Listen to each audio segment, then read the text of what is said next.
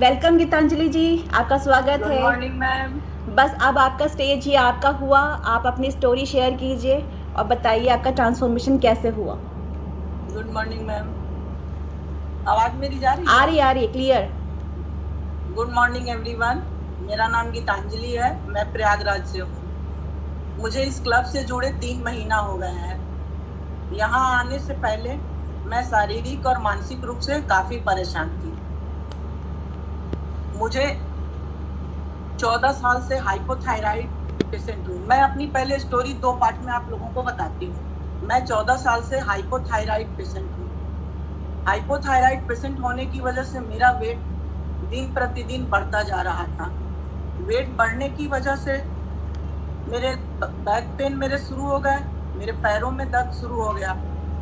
Back pain इतना ज्यादा मेरा बढ़ गया कि मैं किचन में 10 मिनट ही खड़े होकर काम कर पाती थी, फिर मैं आके बेड पे लेट जाती थी।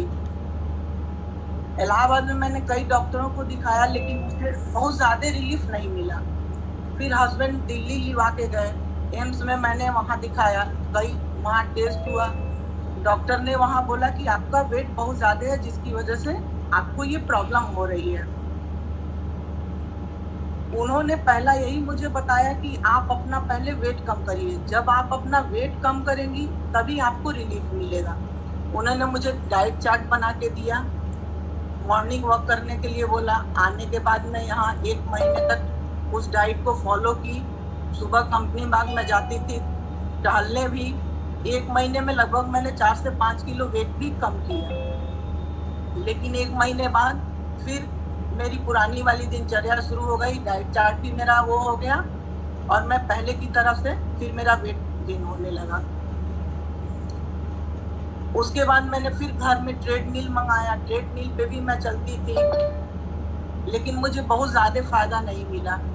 ऋचा मैम अक्सर बोलती है कि यूट्यूब पे देख के, मैं हमेशा सुन देख के, कभी ऑयल हम लोग मंगाते हैं, कभी सोना बेल्ट मंगाते हैं, तो मैं हंसती हूँ कि मैं भी ये कर चुकी हूँ।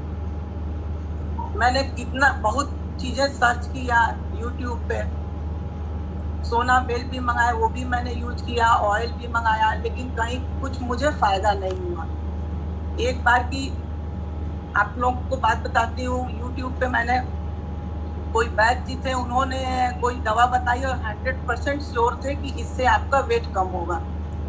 मैं उसको चुपके से वो दवा मंगाई, टैबलेट्स थे जो है, रात को डिनर के बाद उसको 3 या 4 टैबलेट लेना था। मैंने हस्बैंड को भी नहीं बताया कि मैं डांट सुनने लगूंगी। फिर रात डिनर के बाद मैंने वो दवा 3 या 4 टैबलेट ली। 2 घंटे बाद वो दवा अपना असर करना शुरू कर दिया। 2 घंटे बाद मुझको लूज मोशन और वोमिटिंग शुरू हो गया। सुबह तक इतना ज्यादा लूज मोशन और वोमिटिंग होने लगा कि वेट तो मैं नहीं देख पाई कि कितना कम हुआ, लेकिन मैं हॉस्पिटलाइज जरूर हो गई, मुझे ड्रिप चढ़ने लगा। डर के मारे मैं बताई नहीं कि क्या मैंने खुरापात किया है। फिर वो दवा भी हमने फेंका जो है। उसके बाद से धीरे धीरे बैक पेन तो मेरा था ही, थोड़ा बहुत दवा से कभी रिलीफ मिल जाता तो लगता कि हाँ चलो ये ठीक है जो है, कुछ तो रिलीफ मिला। उसके बाद फिर मुझे माइग्रेन भी शुरू हो गया। फिर वो ज्वाइंट्स पेन भी मेरे बढ़ गए जो है काफी। माइग्रेन भी महीने में 3 या 4 बार मुझे होना ही होना था। वोमिटिंग होने लगता, जब तक इंजेक्शन नहीं लगता तब तक मुझे रिलीफ नहीं मिलता। जैसे लगने लगा कि ये लाइफ का मेरा पार्ट है, ये साथ में ही जाएगा। इसी तरह दिन प्रतिदिन कुछ ना कुछ लगा ही रहता, छोटी छोटी बीमारियां जो है। कोई भी गेस्ट अगर फोन करे कि मुझको आना है 2 दिन के लिए, तो मैं पहले से घबरा जाती थी कि मैं कैसे उनको हैंडल करूंगी, मैं कैसे किचन में खाना बनाऊंगी। तो ये सब चीजें, थोड़ी देर मैं काम करती, फिर लेटती, फिर उठती। कभी काम वाली छुट्टी के लिए मुझसे बोलती तो मैं गुस्सा हो जाती कि तुम्हें छुट्टी क्यों चाहिए, जानती हो कि मेरी तबीयत ठीक नहीं रहती है। फिर मुझे बाद में रियलाइज होता है कि उनको भी तो कभी ना कभी छुट्टी चाहिए। तो मैंने अपना वेट कम तो नहीं कर पाई, ना मुझे बहुत ज्यादा तकलीफों से आराम मिला। मैंने काम वाली का सब्स्टिट्यूट जरूर निकाल लिया। मैंने 2 काम वाली रख ली कि चलो कम से कम एक काम वाली छुट्टी लेगी तो दूसरी तो रहेगी, जबकि मैं खाना खुद ही बनाती हूँ। फिर इसी तरह से चलता रहा। 2 साल पहले घर में शादी थी, वहाँ वर्कलोड मेरा बढ़ा। वर्कलोड बढ़ने की वजह से मेरी फिर से पुरानी बीमारी बैक पेन शुरू हो गया, और इतना ज्यादा बैक पेन उस टाइम होने लगा कि चलना फिरना तो दूर, मैं बेड पे करवट भी नहीं बदल पा रही थी। पूरी रात मैं रोती रही, जैसे लग रहा था कि मैं अपाहिज हो गई। मैं सिर्फ इसलिए रोती रही कि क्या अभी से मैं अपाहिज की तरह से हो जाऊंगी, मैं चल नहीं पा रही हूँ। नेक्स्ट डे हस्बैंड डॉक्टर को दिखाया, किसी ने बताया कि न्यूरो को दिखाइए, नस की प्रॉब्लम है। फिर हमने वहाँ जब मैं गई तो उन्होंने बताया कि ऐसा है कि आप एमआरआई कराइए। एमआरआई कराया तो बताया कि L4 और L5 में आपके बल्जिंग है, और मैडम ऐसा है कि पहले आप अपना वेट कम करेंगी तभी आपको परमानेंट रिलीफ मिलेगा, क्योंकि आपका वेट उस टाइम, मेरा वेट 76 था, सॉरी 86 था वेट मेरा। फिर मैंने जो है अपना दवा वगैरह लिया, थोड़ा बहुत मुझे रिलीफ मिला। अगर 25% भी मुझे रिलीफ मिल जाता तो लगता कि मुझे बहुत रिलीफ है। बेल्ट वगैरह मेरे पहले ही लग चुके थे। डॉक्टर ने उस टाइम बताया कि आप बिल्कुल बेड पे रहेंगी, सिर्फ वॉशरूम के लिए जाएंगी। मुझे बेड पे लेटना बिल्कुल भी पसंद नहीं है, मुझे अच्छा नहीं लगता। हस्बैंड ऑफिस चले जाते, मैं बेल्ट लगाती और किचन में शुरू हो जाती धीरे धीरे जो है। शाम को बेशक मैं डांट सुनती थी कि तुम कोई चीज सुनती नहीं हो, रेस्ट किया करो, लेकिन मुझे लगता था कि मैं बेड पे लेटूंगी तो शायद मैं ठीक नहीं होंगी। फिर इसी तरह से चलता रहा मेरा जो है। प्रॉब्लम सॉल्व तो नहीं हुआ मेरा, ना वेट कम हुआ। फिर अभी 5 साल पहले जो है, सॉरी 5 महीना पहले एक तूफान आया मेरी जिंदगी में और सब कुछ उड़ा के लेके चला गया। 23 फरवरी को रात में, हर हस्बैंड वाइफ बात करते हैं, मैं भी रात को 1:30 बजे तक हम दोनों लोग बात कर रहे थे बिटिया की शादी के लिए कि उसका डेस्टिनेशन वेडिंग करेंगे, गोवा में करेंगे। सुबह मैं उठी 7 बजे, वो बोले कहाँ जा रही हो? मैं बोली कि छत पे टहलने जा रही हूँ, मेरा वेट बहुत ज्यादा हो गया है। बोले चलो मैं आ रहा हूँ, लेकिन शायद वो आए नहीं। 2 मिनट जैसे मैं पहुंची, पता चला कि हार्ट अटैक हो गया और मेरी दुनिया पूरी खत्म हो गई वहीं।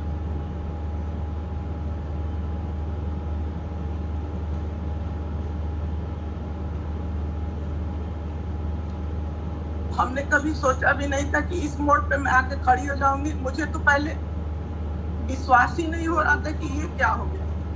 ये मुझको लग रहा था कि शायद भगवान किसी और को ले जाने के लिए भेजे हैं, गलती से उनको लेके चले गए। मुझे बार बार यही लगता कि अभी कोई चमत्कार होता। मैं विश्वास ही नहीं कर पा रही थी।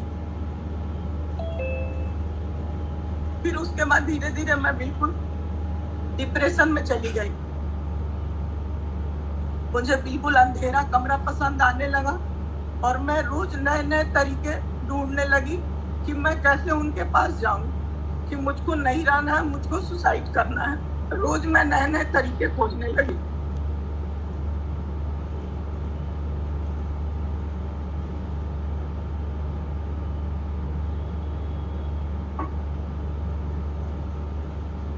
मुझे ये लगता था कि वो चले गए तो हम लोग तो जिंदा है, तो शायद मैं भी चली जाऊंगी तो बच्चे मेरे रह ही लेंगे, क्योंकि उनके बगैर रहना मेरे लिए संभव नहीं था। बेड पे होने की वजह से बैक पेन मेरा फिर शुरू हो गया, कि बेड पे मैं बिल्कुल भी सिर्फ वॉशरूम जाने के लिए उठती थी। बंद कमरे में कोई भी बोलता, मुझे इतनी गुस्सा आती, इरिटेशन होता कि लगता था कि कोई मुझसे कुछ भी ना बोले, सिर्फ मैं लेटी रहूं और रोती रहूं।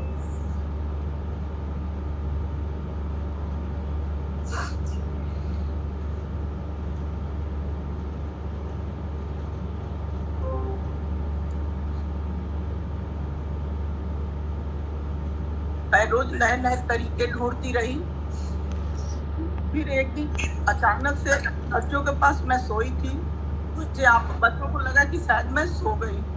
बच्चे आपस में बात करने लगे कि डैडी हम लोगों को छोड़ के चलेगा, जिस दिन मम्मी चली जाएंगी उस दिन हम लोग बिल्कुल अनाथ हो जाएंगे, कि हम लोग का क्या होगा।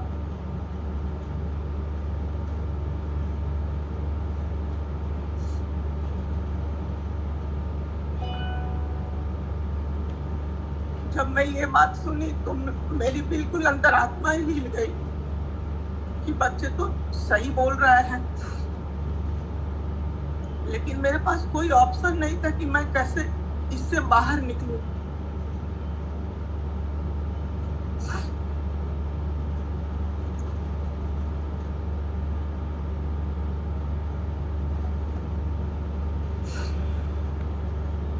फिर बैक पेन शुरू हो गया, मैंने फिर उनको दिखाया, उन्होंने बोला कि एमआरआई कराइए, लेकिन कोविड की वजह से हमने एमआरआई नहीं कराया।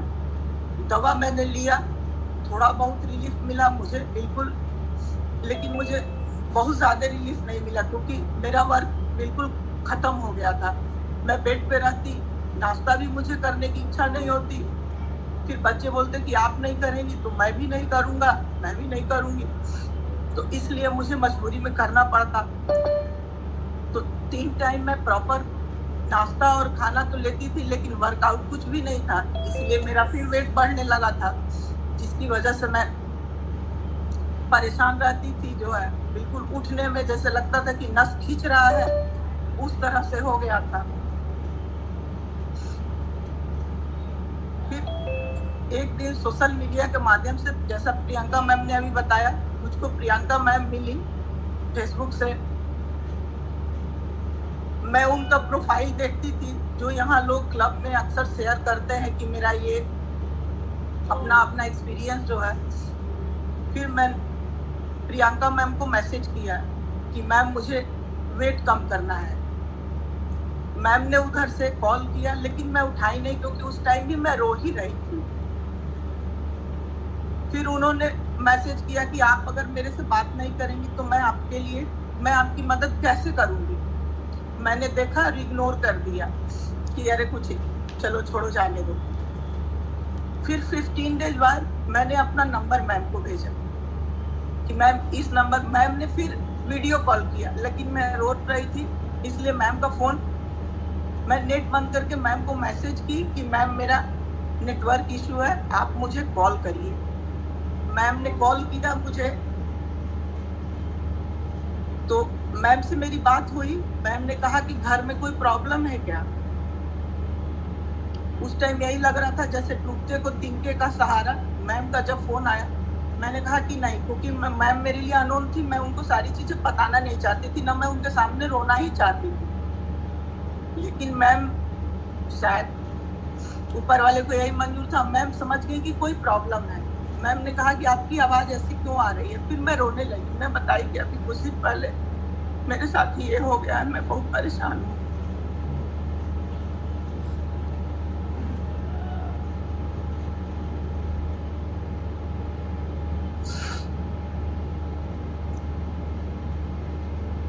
फिर मैम ने उस टाइम बोला कि अच्छा आप अभी वो करिए, रेस्ट करिए, मैं थोड़ी देर बाद बात करती हूँ आपसे। 2 घंटे बाद मैम का फोन आया। मैम ने इस क्लब के बारे में बताया। मैंने कहा कि ठीक है, बच्चों से बात करके मैं आपसे बात करती हूँ। बच्चों को मैंने बोला, उन्होंने कुछ भी नहीं मुझसे वो किया, बोला कि आप वो करिए, जो है अकाउंट नंबर मांगिए, क्योंकि उनको लगा कि चलो कुछ तो ये कहीं तो बिजी रहेंगी, जिससे हम लोगों को वो होगा। क्योंकि इनको हर समय बेड पे रोते देखना हम उन लोगों को पसंद नहीं, बिल्कुल वो हो रहा था। वो लोग भी परेशान हो रहे थे। जैसे मुझको लगता कि कोई चमत्कार होगा और वो आ जाएंगे। बिटिया भी हमेशा बोलती रहती है कि आप देखिएगा कोई चमत्कार होगा और डैडी वापिस आ जाएंगे हम लोगों के पास। लेकिन शायद ही हम लोग अपने आप को झूठी तसल्ली देते हैं।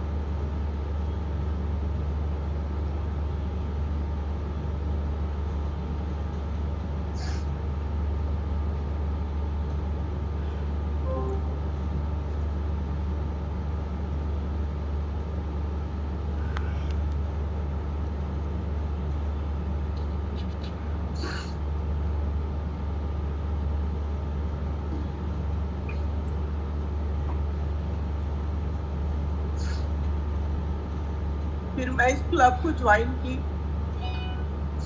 मैं स्टार्टिंग में बिल्कुल एक्सरसाइज नहीं कर पाती थी घर, फिर बेल्ट लगा के हल्का हल्का मैंने एक्सरसाइज शुरू किया तो मुझे रिलीफ मिलना शुरू हुआ और मैंने हेल्दी तरीके से अपना 10 किलो वजन भी कम किया है।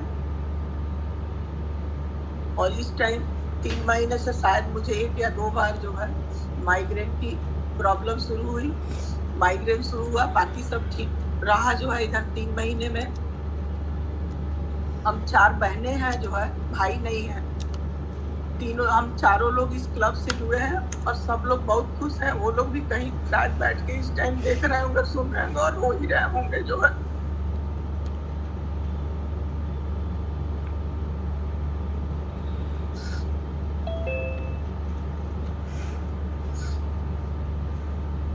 पाँच साल पहले फादर की डेथ हो गई। भाई नहीं होने की वजह से हमने उनका सारा बिजनेस संभाल लिया, क्योंकि ये मेरे साथ थे। मैंने जिंदगी में कभी हार नहीं मानी, लेकिन अब आके मैं बिल्कुल टूट गई, मैं खत्म हो गई। लेकिन प्रियंका मैम की वजह से मैं फिर जो है अपने आप को संभालने की कोशिश की।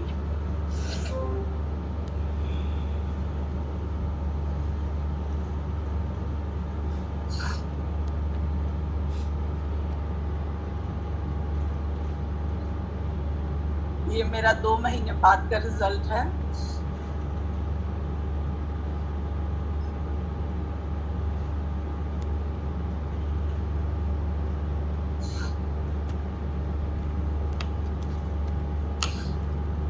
इस टाइम तो बच्चे भी इस न्यूट्रिशन को ले रहे हैं और काफी खुश रहते हैं। बेटा छोटा है। एक दिन मैं बैंक जा रही थी सुबह, बोला कि आप पहले मेरा शेक बना दीजिए, उसके बाद बैंक जाइए, नहीं तो मुझे ब्रेकफास्ट करना पड़ेगा। फिर मैं बोली कि अच्छा हाँ ठीक है, बना के मैं रख के जाती हूँ। जो है मैं फ्रिज में बना के, मुझे अच्छा लगा कि बच्चे जो है इतना ज्यादा वो है। बिटिया भी मेरी करती है, एक्सरसाइज भी सुबह करती है, उसने भी अपना वेट कम किया है और देखी कि मुझे काफी यहाँ रिलीफ है। और प्रियंका मैम तो बच्चों की तरह से केयर करती हैं, सबसे अच्छा ये लगता है। इतना ध्यान देती है हर समय जो है। और मैंने कोशिश बहुत की, लेकिन वेट नहीं। यहाँ कोच के गाइडेंस में जो हमने पाया वो सबसे बड़ा बेनिफिट है। जो 12:30 बजे से मैम का मैसेज आने लगता है ग्रुप में, पर्सनल लंच टाइम हो गया, लंच टाइम हो गया। शेक की फोटो नहीं आप लोगों ने भेजी, शेक की फोटो नहीं भेजी।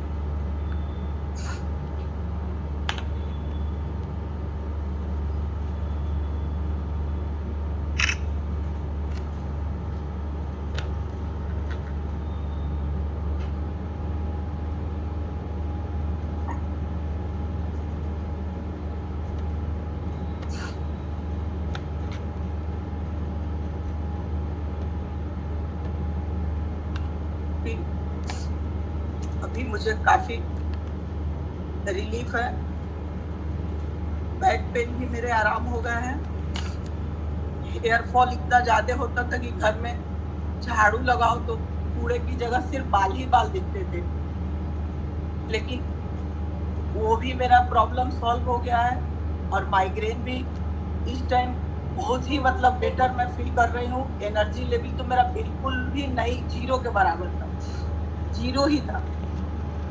एनर्जी लेवल भी मैं अभी इस टाइम सारा काम मैं खुद ही करती हूँ। सिर्फ झाड़ू पोछा वाली आती है, झाड़ू पोछा करके चली जाती है, बर्तन धुलते चली जाती है। बच्चों के लिए मैं खाना दिन भर किचन में, क्योंकि मुझे किचन में खाना बनाना बहुत अच्छा लगता है, क्योंकि इनको खाना बहुत पसंद था, खाना इनको बहुत अच्छा, इसलिए मैं हर समय कुछ न कुछ एक्सपेरिमेंट करती रहती थी कि मैं क्या अच्छा आज सरप्राइज उनको दूं। लेकिन शायद ऊपर वाले को कुछ और मंजूर था।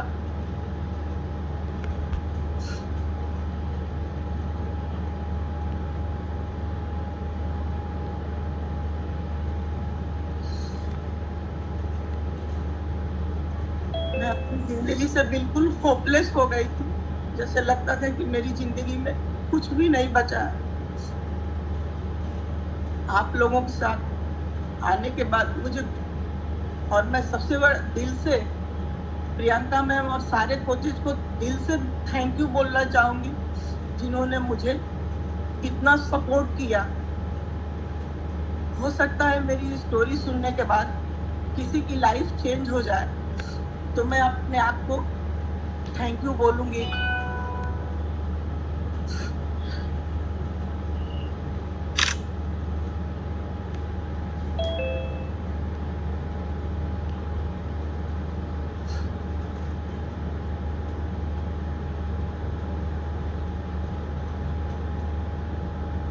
बोलने में भी मुझे तकलीफ हो रही है, मैं बोल नहीं पा रही हूँ। मैं बहुत अच्छे से अपनी स्टोरी एक्सप्लेन नहीं कर पा रही हूँ, क्योंकि जब भी चर्चा चलती है तो मैं डिस्टर्ब हो जाती हूँ। अभी परसों नरसों बारिश हो रही थी, बिटिया बालकनी में खड़ा होकर रो रही थी। क्या हुआ बाबू? तो बोल रही है कि आप देखिएगा डैडी जरूर आएंगे, आप देखिएगा डैडी जरूर आएंगे। हमके बाबू सीरियल नहीं है, जैसे लगता है कि कहीं गए हुए हैं, अभी आएंगे।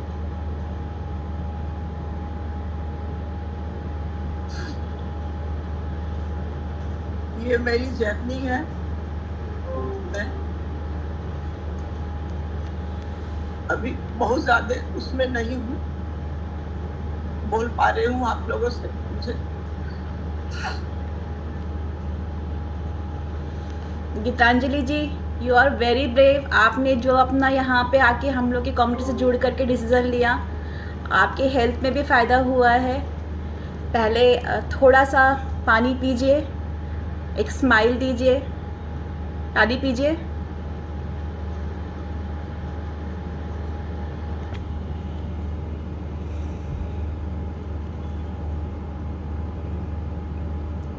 थोड़ा रिलैक्स, पानी पीजिए।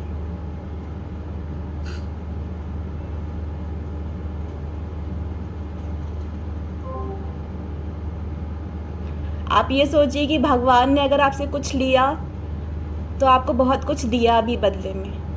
भगवान की मर्ज़ी थी, शायद आपके हस्बैंड या सर की वो मर्ज़ी थी कि आपका मेरा कनेक्शन हो, और आज आपको यहाँ पे 117 लोग देख रहे हैं, और ये 117 लोग आपका परिवार है। तो भगवान ने अगर आपसे कुछ छीना है, जो आप बहुत बड़ा लॉस है आपका, उसकी रिकवरी कहीं नहीं है, लेकिन आपको बदले में कुछ तो मिला भी है। थोड़ा सा ब्रेव होइए।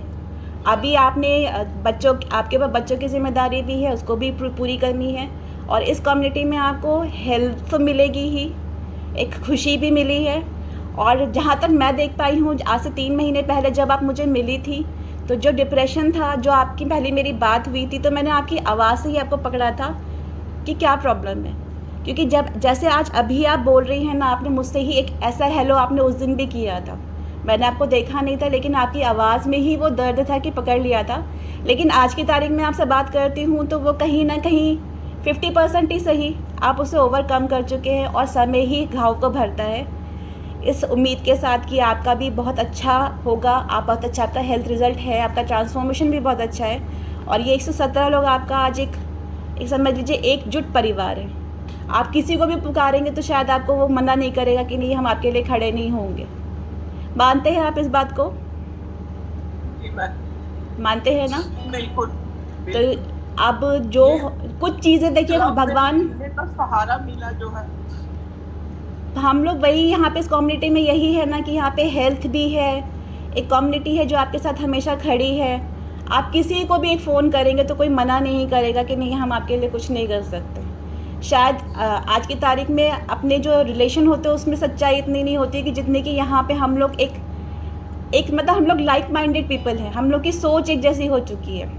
चाहे वो कोई भी हो, मैं किसी को भी बोलूँ, किसी के लिए भी बोलूँ, तो वो यही चीज़ आप लोग एग्री करेंगे कि आज हम लोग में से कोई भी तकलीफ़ में होगा तो आप लोग उसके लिए खड़े होने की कोशिश करेंगे ना? रेज हैंड कर दीजिए। गीतांजलि जी को लगेगा कि हाँ, सब लोग हैं साथ में।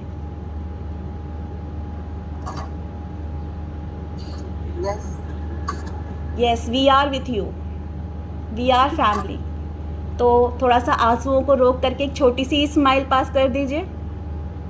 छोटी सी, थोड़ी थोड़ी थोड़ी थोड़ी आ रही है, आ रही है, आ रही है, आ रही है। स्माइल। मैं अभी थोड़ा सा इनके रिजल्ट को कवरेज कर देती हूँ। गीतांजलि जी से जब बताया, इन्होंने क्लब ज्वाइन किया था तो वेट लॉस का भी था, इनको सर्वाइकल था, इनको माइग्रेन था।